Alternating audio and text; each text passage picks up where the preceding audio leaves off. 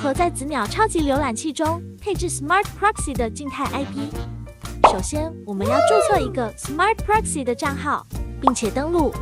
接着，在主页点击工具，选择账密提取，再选择套餐账号，这里选择静态住宅代理，选择代理网络。接着选择我们所需要的 IP， 点击生成 API 链接，并且复制一下 API 链接。接着我们打开子鸟浏览器，点击设备管理，添加自有设备。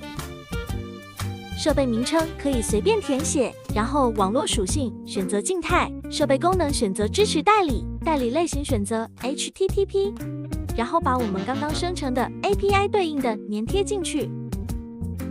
检测一下，看这里自有设备添加成功，就代表可以使用了。